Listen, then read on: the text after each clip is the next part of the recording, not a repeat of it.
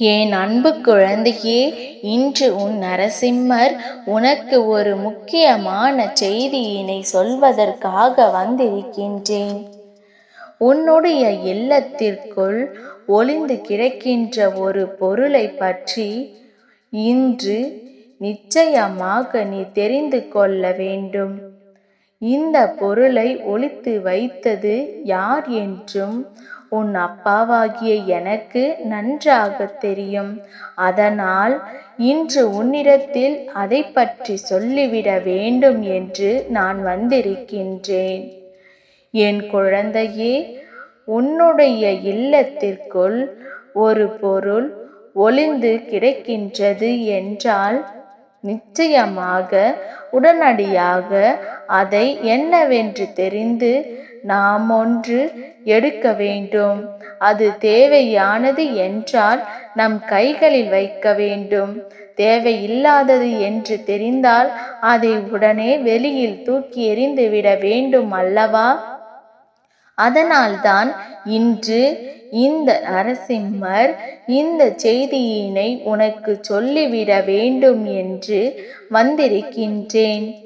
என் குழந்தையே, உன்னுடைய இல்லத்திற்குள் உனக்கு தெரியாமல் ஒருவர் உள்ளே வந்து இந்த பொருளை ஒளித்து வைத்திருக்கிறார் என்றால் அதில் நீ எந்த அளவிற்கு அவர்களுக்கு கொடுத்த இடம் என்பதை நீ முதலில் புரிந்து கொள்ள வேண்டும். நம்முடைய இல்லத்திற்குள் இன்னொருவரின் தலையீடு என்பதை அவ்வளவு சாதாரணமான காரியம் அல்ல. இதனை இவ்வளவு எளிதாக நீ அனுமதித்திருக்கவும் கூடாது. ஆனால் இப்பொழுது இது நடந்து விட்டது. உடனடியாக இதனை மாற்றிவிட முடியாது.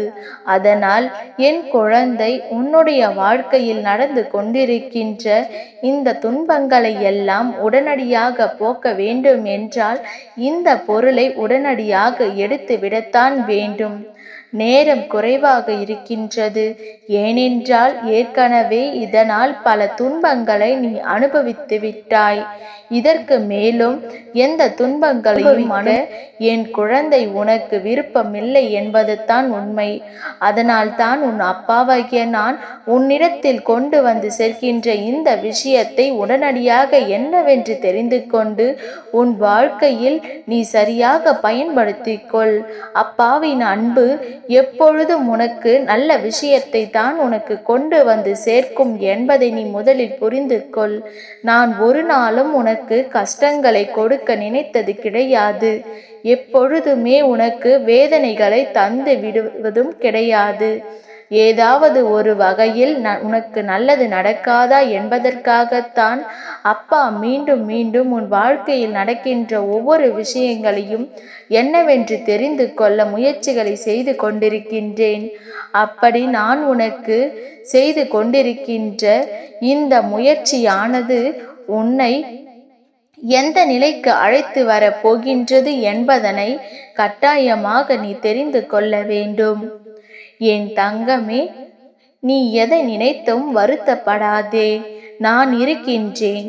இதனால் பெரிய அளவில் உனக்கு எந்த பாதிப்பும் இல்லை என்றாலும் சில குழந்தையே, சில விஷயங்கள் இந்த வாழ்க்கையில் உன்னை தேடி வந்து நடந்து கொண்டிருக்கிறது. அதற்கெல்லாம் இந்த பொருள் உன் இல்லத்தில் இருப்பதுதான் காரணம் என்று உன் அப்பா சொல்கின்றேன்.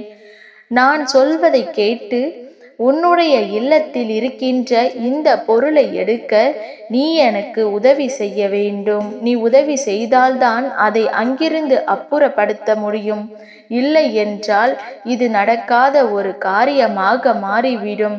இந்த வாழ்க்கையில் நீ சந்தித்த ஒவ்வொரு பிரச்சனைகளுமே எதனால் நடந்தது என்று தெரியாமல் தானே இப்பொழுது நின்று கொண்டிருக்கிறாய்.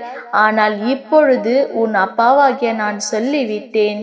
இப்பொழுது ஓரளவிற்கு உன்னுடைய மனதில் தெளிவு வந்திருக்கும். எதனால் நம் வாழ்க்கையில் கஷ்டங்கள் வருகிறது என்று.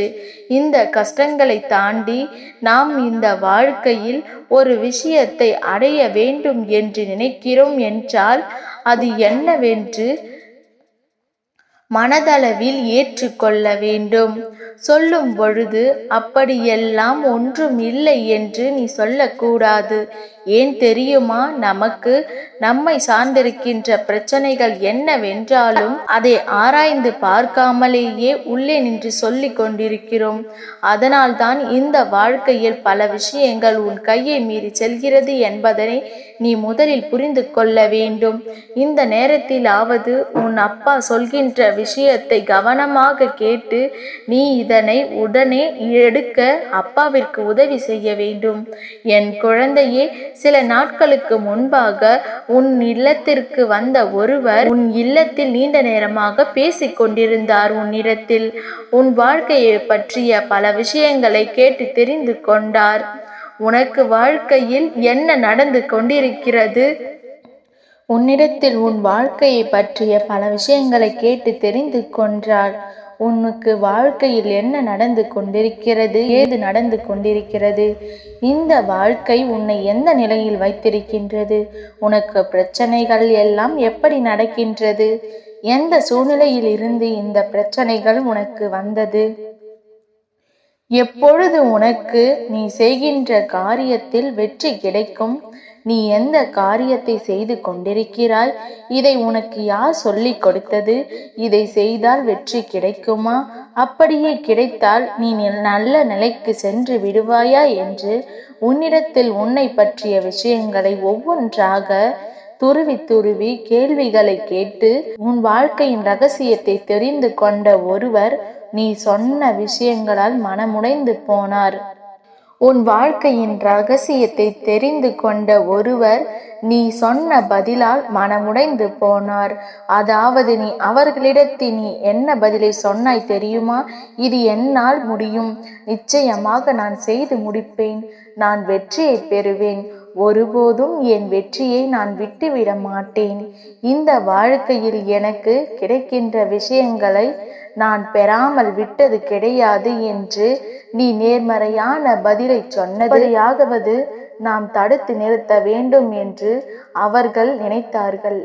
அந்த நேரத்தில் அவர்கள் செய்தது தான் உன் இல்லத்தில் இதை வைத்தது.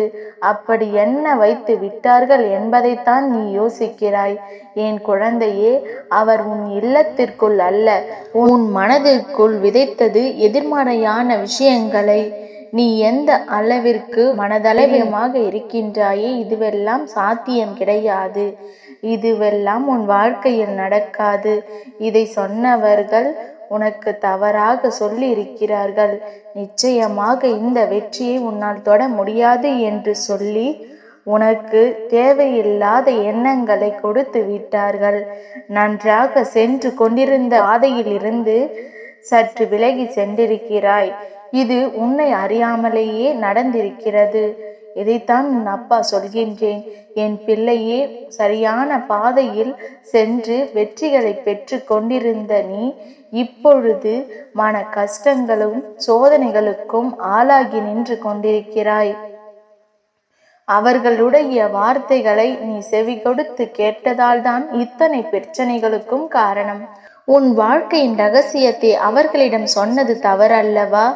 எப்பொழுதும் ஒரு செயலை செய்து முடித்து வெற்றியை பெறுவதற்கு முன்பாக யாரிடத்திலும் பகிர்ந்து கொள்ள கூடாது. ஏனென்றால் அடுத்தவர்களின் வாழ்க்கையில் என்ன நடக்கிறது என்று பார்த்து கொண்டிருப்பவர்களுக்கு அதனால் இந்த எண்ணங்களை எல்லாம் என்னவென்று தெரிந்து கொண்டு உன் வாழ்க்கையில் நடக்கிறதை புரிந்து கொண்டு இனி உனக்கு எப்பொழுதும் நல்லதே நடக்கும் என்பதை நீ உணரத் தொடங்கினால் போதும். என்றும் இந்த அப்பா உன்னோடு இருப்பதை நீ நிச்சயமாக தெரிந்து கொள்ள போகின்றாய். அப்பா சொன்னது இந்த எதிர்மறை எண்ணங்களை உன் வாழ்க்கையில் இருந்து எடுப்பது பற்றித்தான். இனியாவது யார் பேச்சையும் கேட்காமல் நான் சொன்னதை கேட்டு உண்மையா பொய்யா என்று ஒரு விஷயத்தை ஆராய்ந்து நீ செயல்பட வேண்டும். இனி நீ எப்பொழுதும் நேர்மறையான எண்ணங்களை விதைத்துக்கொள். நிச்சயம் உன் வாழ்வில் நல்லது நடக்கச் செய்வேன். உன் அப்பா என்றும் உனக்கு துணை இருப்பேன்.